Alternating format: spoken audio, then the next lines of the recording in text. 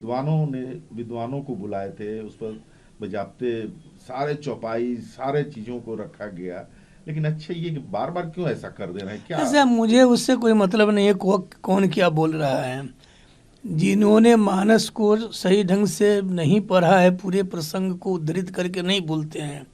आज हमने 1 घंटे से अधिक तक बतलाया कि मानस में कौन कौन प्रसंग है जिन पर किसी को आपत्ति हो सकती है।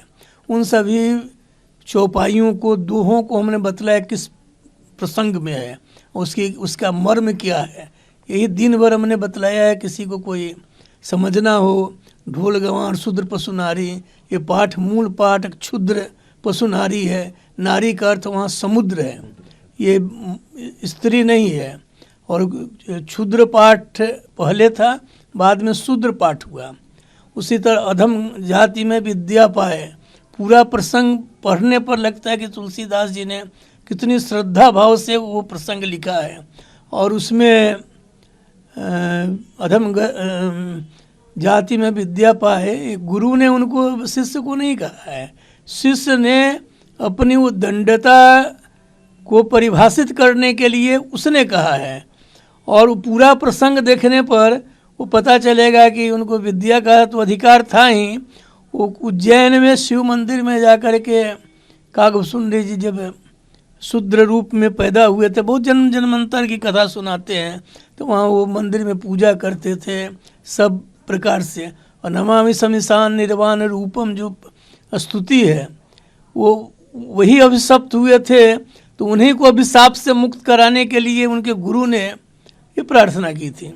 फिर कलियुग वर्णन जो करते हैं लोग कि वर्णाधम तेली कुम्हारा, ये सब ये नहीं कोट करते हैं कि वहाँ ये भी लिखा हुआ है विप्र निरक्षर लोलुप कामी, और उनको भी उससे अधिक मतलब आक्रामक शैली में उनको भी कलियुग का वर्णन है कि कैसे लोग अपने इससे धर्म पथ से हट गए हैं।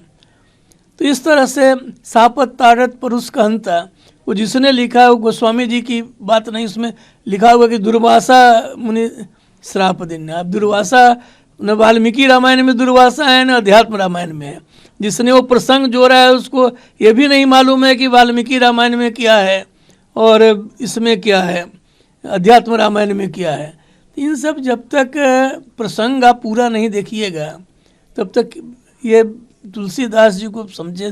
तुलसीदास जी ने जितनी दरिद्रता झेली, जिस मातु पिता जग जाई तजियो विधि न लिखी कुछ भाल भलाई, नीच निरादर भाजन कादर टूकन टूक कादर टूक कुकर टूकन लूग लागी लगाई। कि मैं इतना गरीब इतना था कि मैं देखता था कि कुत्ते के मुंह में जो टुकड़ा है वो गिरे और मैं अपनी भूख मिटाऊं। ये जो लोग बोलते हैं उन्होंने न गरीबी देखी है और न इसका किया है। और जितना अब सारे जगत को जो सियाराम में मानता था उसकी महिमा का बखान नहीं किया जा सकता।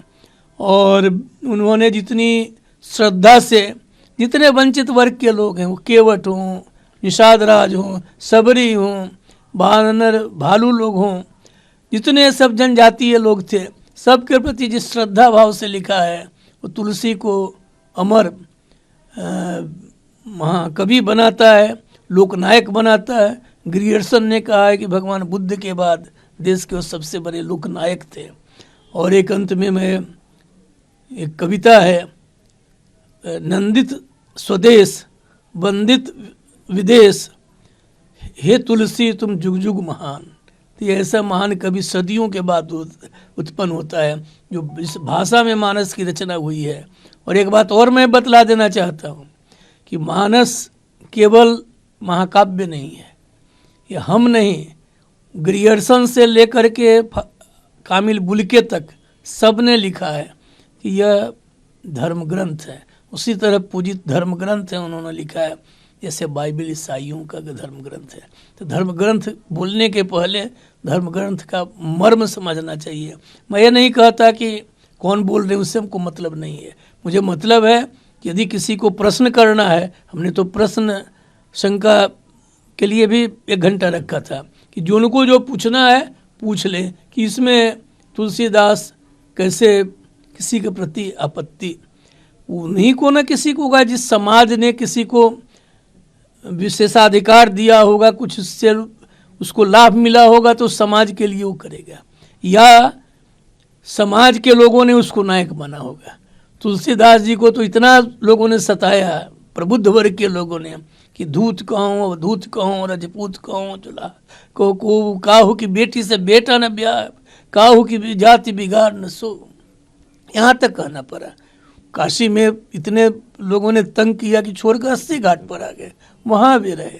तो जो व्यक्ति, जिस व्यक्ति के साथ जन्म के साथ माता पिता ने त्याग कर दिया, जो वहाँ हनुमान टीला और राम जन्मभूमि में टुकड़े टुकड़े के लिए घूमते रहे और किसी तरह किया हो, तो राम नाम का प्रभाव है, हनुमान जी की कृपा हुई। खुद तुलसीदास जी लिखते हैं कि राम नाम को प्रभाव पहु महिमा प्रतापु, तुलसी सो मानियत जगत महामुनि सो।